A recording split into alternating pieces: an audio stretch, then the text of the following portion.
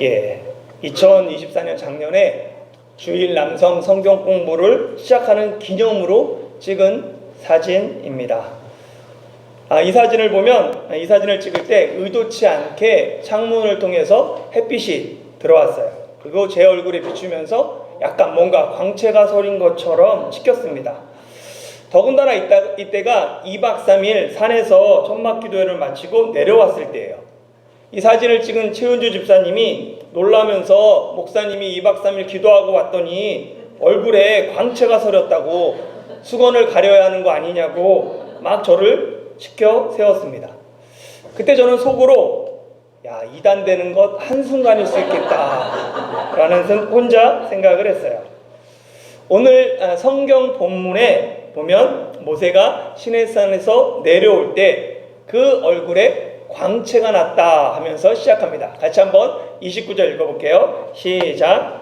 모세가 그 증거의 두 판을 모세의 손에 들고 시내산에서 내려오니 그 산에서 내려올 때에 모세는 자기가 여호와와 말하였으므로 말미암아 얼굴 피부에 광채가 나나 깨닫지 못하였더라. 아멘. 중세시대 모세를 그리거나 조각한 예술 작품에 보면 모세의 모습이 뿔난 모습처럼 그리고 조각된 작품들이 많이 있습니다. 보면 여기 모세들을 보면 뿔이 달렸고 여기도 뿔처럼 돼 있고 여기도 뿔이 있죠. 대표적인 작품이 한번 찍어주시고 넘겨주시겠어요? 미켈란젤로의 모세상입니다. 보면 위에 뿔이 달려 있습니다. 현대인이 보기에는 매우 이상한데요.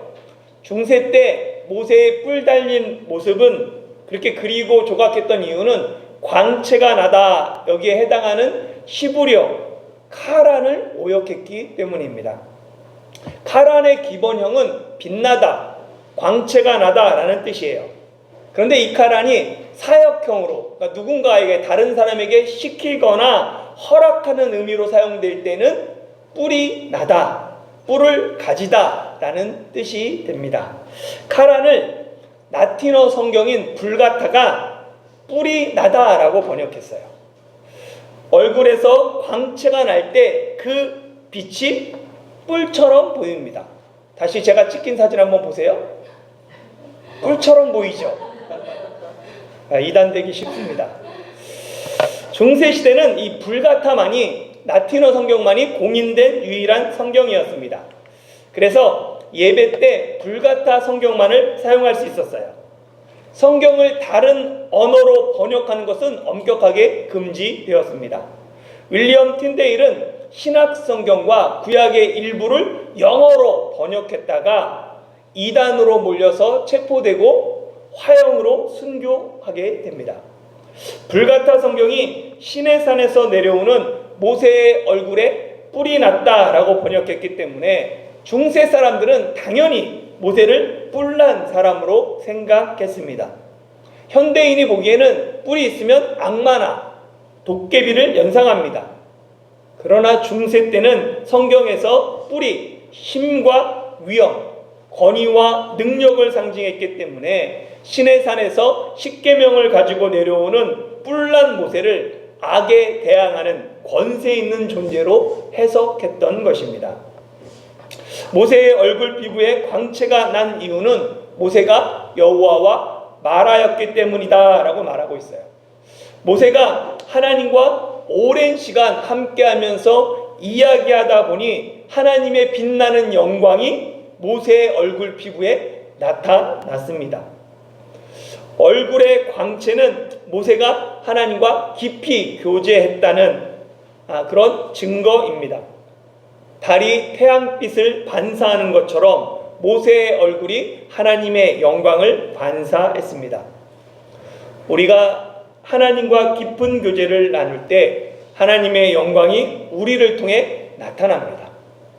그것이 꼭 얼굴 피부의 광채가 아니더라도 하나님과 동행할 때 우리의 삶에 하나님의 광채가 나타나는 것이죠. 예수님은 제자들에게 너희는 세상의 빛이라고 말씀하셨습니다. 너희 빛을 사람 앞에 비추게 하여 그들로 너희 착한 행실을 보고 하늘에 계신 너희 아버지께 영광을 돌리게 하라 라고 예수님은 명령하셨습니다. 그리스도인은 세상의 빛으로 하나님의 영광을 사람들에게 비치는 삶을 살아야 합니다. 우리가 하나님의 영광을 밝히 비치는 삶을 살기 위해서 모세처럼 40일 금식은 하지 못하더라도 말씀과 기도로 하나님과 깊은 교제를 나눠야 합니다. 하나님과 교제하지 않는 사람이 그 삶 속에서 하나님의 영광을 드러낸다는 것, 그것은 불가능합니다. 하나님과 깊이 교제하며 하나님과 동행하는 사람은 그 얼굴에 광채가 빛나고 삶에서 그리스도의 향기를 바랍니다. 타이중 한국교회가 하나님과 깊은 교제를 통해 세상 사람들에게 하나님의 영광을 비추는 세상의 빛이 되기를 축원합니다. 이 모세의 얼굴 피부에 광채가 났는데 정작 말씀을 보면 모세는 광채가 나는 것을 알았습니까? 알지 못했습니까? 알지 못했죠. 모세는 자기 얼굴에 광채가 나나 깨닫지 못했어요. 왜 모세는 얼굴에 광채가 나는 것을 알지 못했을까요? 당연히 거울이 없었으니까 몰랐겠죠. 만약 거울이 있었다면 보고 알아챘을 거예요.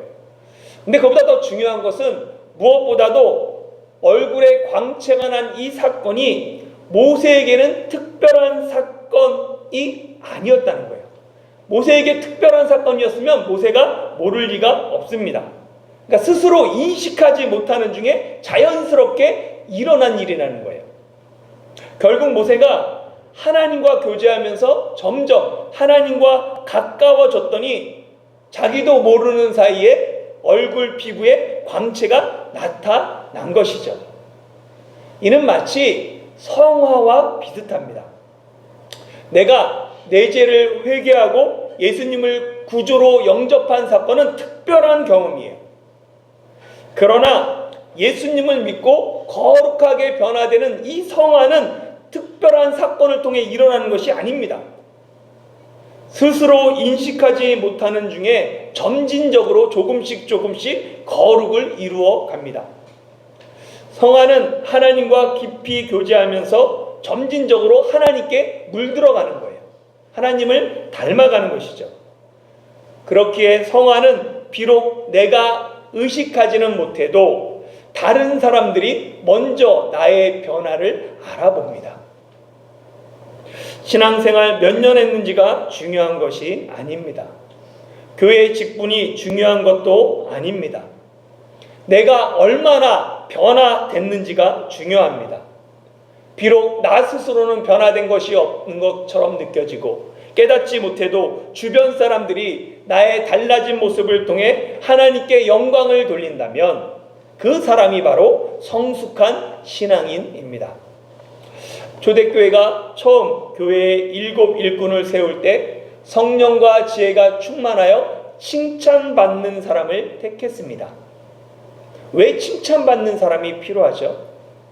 신앙과 삶이 분리될 수 없기 때문입니다. 교회에서는 신앙이 참 좋은 분이라고 하는데 세상에서는 평판이 나쁜 사람이 있다면 그 사람은 신앙이 좋은 것이 아닙니다. 좋은 나무마다 아름다운 열매를 맺고 못된 나무가 나쁜 열매를 맺습니다.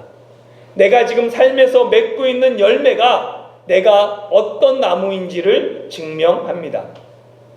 믿지 않는 사람들이 나의 착한 행실을 보고 하나님께 영광을 돌리게 하는 사람, 그 사람이 바로 예수님의 참 제자입니다.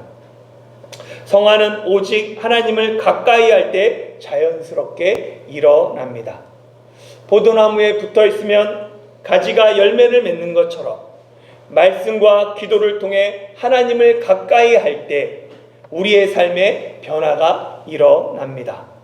변화된 삶을 통해 하나님과 이웃에게 인정받고 칭찬받는 그리스도인이 되기를 소망합니다. 이 모세 얼굴의 광채는 모세가 하나님과 얼마나 친밀한지를 보여주는 증거입니다.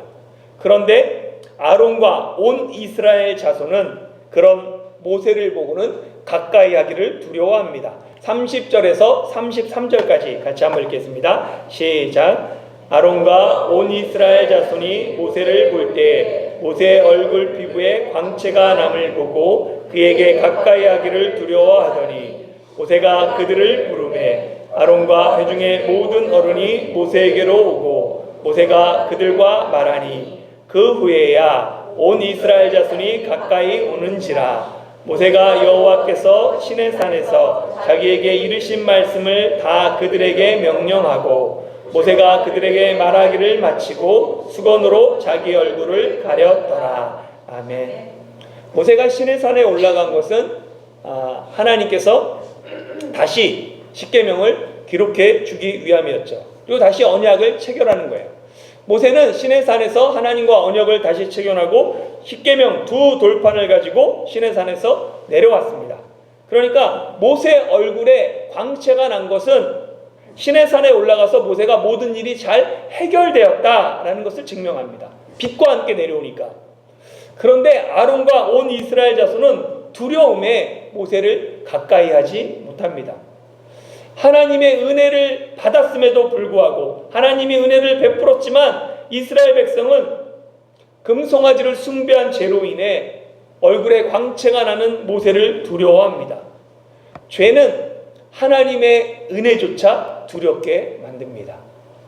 창세기 50장에서 야곱의 장례식을 다 마친 후에 그 요셉의 형들이 두려움에 빠지죠. 자신들이 요셉에게 행한 그 악과 죄에 대하여 요셉이 보복할지도 모른다라는 불안과 두려움에 형들은 요셉에게 직접 가지도 못하고 벌벌 떨면서 대신 사람을 보내 말을 전합니다. 형들은 아버지 야곱을 당신의 아버지, 즉 요셉의 아버지라고 부르면서 이렇게 얘기해요. 당신의 아버지가 돌아가시기 전에 내 형들이 내게 악을 행하였을지라도 이제 바라건대 그들의 허물과 죄를 용서하라 하셨나니 종들인 우리 죄를 이제 용서하소서.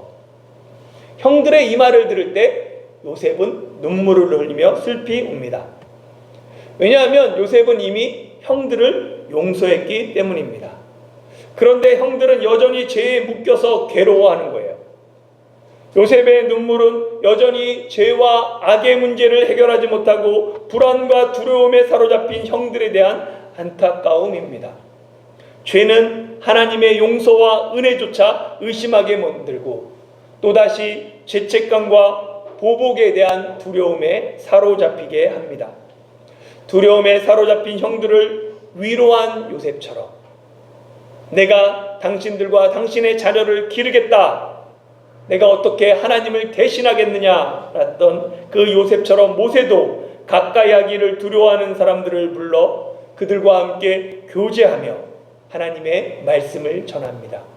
아마 모세가 전한 하나님의 말씀 중에는 여호와는 자비롭고 은혜롭고 노하기를 더디하고 인자와 진실이 많은 하나님이었음을 그들에게 전했을 것입니다.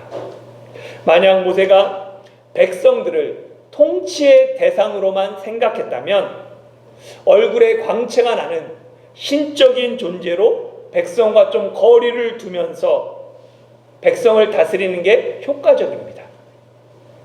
그러나 모세는 백성을 통치의 대상이 아닌 하나님과 교제하는 하나님의 백성이 되길 원합니다. 그래서 모세는 온 이스라엘 자손에게 가까이 오게 하고 시내산에서 하나님이 자기에게 하신 모든 말씀을 그들에게 전합니다. 모세는 하나님의 영광을 자신이 취하지 않고 이스라엘 자손을 섬기는 일에 사용합니다. 모세는 철저하게 이스라엘 자손이 모세 자신의 백성이 아닌 하나님의 백성이 되길 원했습니다. 모세는 사람들이 자기 얼굴의 광채가 아닌 하나님의 말씀에 관심을 두길 원합니다. 그래서 모세는 하나님 앞에 들어가서 하나님과 함께 말할 때는 수건을 벗고 있다가 하나님의 말씀을 이스라엘 자손에게 전한 후에는 다시 수건으로 자기 얼굴을 가렸습니다. 사도 바울은 모세의 얼굴의 광채를 율법 상징을 해석한다라고 보았습니다. 보면 고린도후서 3장 7절 13절에 보면 돌에 써서 새긴 죽게 하는 율법 조문의 직분도 영광이 있어 이스라엘 자손들은 모세의 얼굴에 없어질 영광 때문에도 그 얼굴을 주목하지 못하였거늘 우리는 모세가 이스라엘 자손들에게 장차 없어질 것에 결국을 주목하지 못하게 하려고 수건을 그 얼굴에 쓴 것 같이 아니하노라. 아멘. 그러니까 모세가 수건을 쓴 것은 이스라엘 자손이 장차 없어질 율법의 영광에 주목하지 못하게 하기 위함이다 라고 바울은 해석합니다. 돌에 써서 새긴 율법의 영광이 실제 모세의 얼굴에 광채로 나타났지만 이 영광은 장차 사라질 영광이라는 거예요. 그렇기 때문에 모세가 수건으로 얼굴을 가렸다는 것입니다. 구약시대에도 복음의 광채가 있었습니다. 그러나 그것이 가려져 있습니다. 바울은 이 가려진 수건이 그리스도 안에서 없어질 것이다 라고 이야기합니다. 고린도후서 3장 14절 같이 읽어볼게요. 시작. 그러나 그들의 마음이 완고하여 오늘까지도 구약을 읽을 때에 그 수건이 벗겨지지 아니하고 있으니 그 수건은 그리스도 안에서 없어질 것이라. 아멘.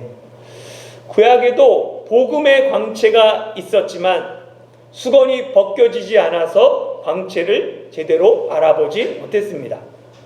모세의 수건은 율법의 한계, 옛 언약의 일시성을 상징하며 이는 그리스도 안에서 없어질 것입니다. 예수님이 수건에 가려진 그 광채를 드러내셨습니다. 그렇기 때문에 우리는 예수님을 신약 성경에서만 찾을 것이 아니라 구약 성경에서도 감추인 복음 예수 그리스도를 발견해야 합니다.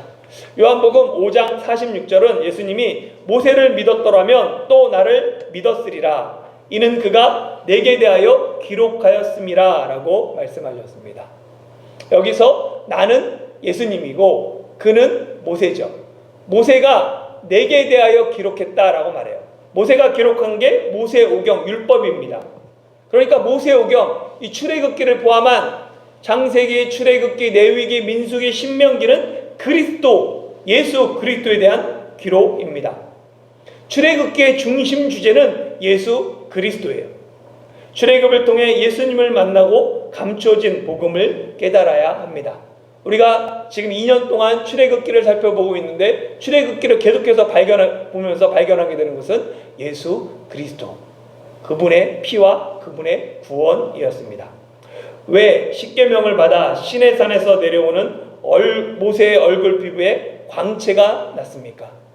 29절에 보면 모세가 자기가 여호와와 말하였으므로 말미암아 라고 말해요. 그러니까 하나님과 대화함으로 말미암아 광채가 났다는 거죠. 그런데 모세가 처음 시내산에 올라가서 하나님과 대화한 것이 아니에요.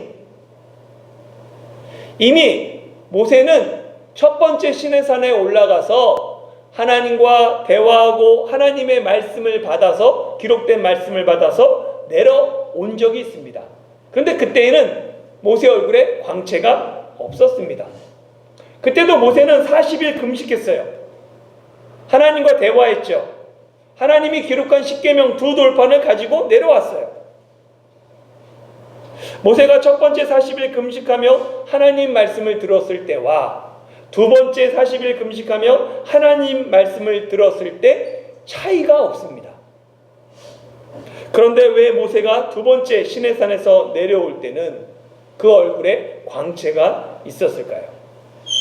첫 번째 언약과 두 번째 언약 내용은 차이점이 없지만 언약을 체결하는 과정과 상황이 다릅니다. 첫 번째 언약은 이스라엘 자손이 여호와의 모든 말씀을 다 우리가 준행하겠나이다 라고 2번이나 약속한 후에 맺습니다. 그러나 우리가 잘 알고 있는 것처럼 그들은 큰 소리 쳤지만 이스라엘 자손이 금송아지를 섬김으로 말미암아 첫 번째 그 언약이 40일 만에 깨집니다. 그 결과 하나님이 친히 기록해 주신 십계명 두 돌판도 산산조각이 나죠. 산산조각난 첫 번째 십계명은 인간이 율법을 준행함으로써는 하나님 앞에 의롭다함을 얻을 수 없음을 상징적으로 보여줍니다. 인간은 스스로의 힘으로 자력으로는 구원이 불가능합니다. 인간의 자력 구원 가능성이 완전히 산산조각난 다음에야 하나님이 새롭게 두 번째 언약을 맺습니다. 두 번째 언약에는 인간의 행위가 들어갈 틈이 전혀 없습니다. 그래서 두 번째 언약은 우리가 다 준행하겠다라는 인간 편에서의 서약이 없습니다. 새롭게 맺는 언약은 이스라엘 자손이 하나님께 서약하지도 않고 하나님이 이것을 행하면 너희가 살리라 라고 말씀하지도 않습니다. 그저 새로운 언약은 가나안 땅에 들어가면 가나안 주민들과 언약을 맺지 말고 너희 모든 남자는 매년 3번씩 하나님 앞에 보일 것을 명령할 뿐입니다. 이스라엘 3대 절기가 신약에서 어떻게 이루어졌는지를 아는 사람은 그 3대 절기를 통하여서 예수님을 만나게 됩니다. 유월절, 칠칠절, 수장절, 이 모든 것은 예수님의 그림자였습니다. 수건으로 가려졌던 광채가 예수 그리스도를 통해 밝히 드러났습니다. 예수님이 광채를 가리고 있던 수건을 벗겨 주셨습니다. 예수님이 십자가에서 다 이루었다라고 선언하심으로 1500년 동안 막혀있던 휘장이 위에서부터 아래로 찢어졌습니다. 예수님이 가려진 수건을 벗기시고 막힌 휘장을 열어주셨는데 여전히 모세의 글을 읽으면서 수건으로 마음을 덮고 있는 사람들이 있습니다. 고린도후서 3장 15절 같이 읽어볼까요? 시작. 오늘까지 모세의 글을 읽을 때 수건이 그 마음을 덮었도다. 수건이 얼굴을 덮은 것이 아닙니다. 마음을 덮었습니다. 성경을 읽으면서 완고한 마음이 예수님을 거부합니다. 이는 바울 시대 유대인들만의 이야기가 아닙니다. 오늘날에도 성경에서 예수 그리스도를 만나야 하는데 성경에서 그저 삶의 교훈을 얻으려고 하거나 내가 축복받는 데 초점이 두거나 성공과 자기개발과 가정생활과 자녀 교육 등을 말하면서 복음의 빛을 가로막는 사람들이 있습니다. 모세시대 이스라엘 백성이 구원받은 것은 그들이 율법을 행했기 때문이 아닙니다. 율법의 행위로는 하나님 앞에서 의롭다 하심을 얻을 육체가 단 한 사람도 없습니다. 하나님은 이스라엘 백성이 그들에게 율법을 주시기 전에 먼저 그들을 이집트 종되었던 집에서 구원하셨습니다. 언제나 구원의 은혜가 먼저입니다. 율법은 구원의 은혜를 받은 사람들이 이제 어떻게 살아야 되는가 삶에 대한 지침입니다. 하나님의 구원받은 백성답게 살라고 주신 것이 율법입니다. 구원은 오직 믿음으로 얻습니다.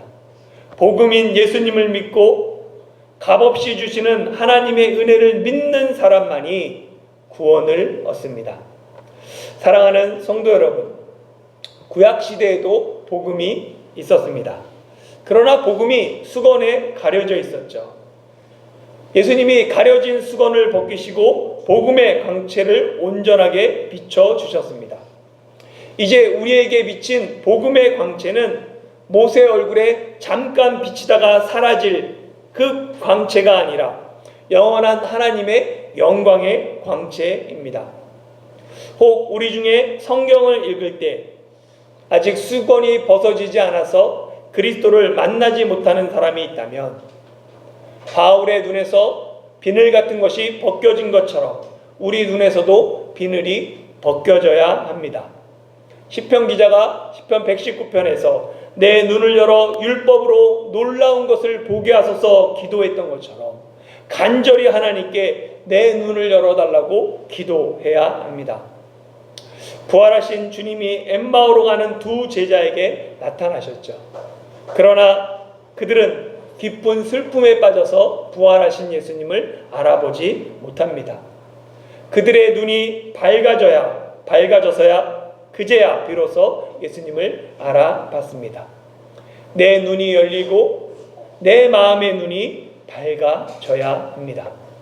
심지어 하나님은 민수기 24장에서 거짓 선지자 발람에게, 이스라엘 자손을 저주하라고 초청한 그 발람에게 한 별이 야곱에게서 나오고 한 규가 이스라엘에게서 나타날 것을 보게 하세요. 그 구절들을 보면 하나님이 감겼던 눈을 뜨게 하셨다라고 얘기해요. 거짓 선지자의 그 감긴 눈을 뜨게 하셔서 그리스도를 보게 하셨습니다. 거짓 선지자의 눈을 뜨게 하신 하나님께서 우리에게 지혜와 계시의 영을 주사 하나님을 알게 하시고 우리 마음의 눈을 밝혀 그리스도를 보게 하시기를 간절히 구해야 합니다. 우리가 다 수건을 벗은 얼굴로 거울을 보는 것 같이 주의 영광을 보며 주님과 같은 형상으로 변화되어 영광에서 영광에 이르는 성화의 삶을 살아가는 저와 여러분이 되시기를 예수님의 이름으로 축원합니다.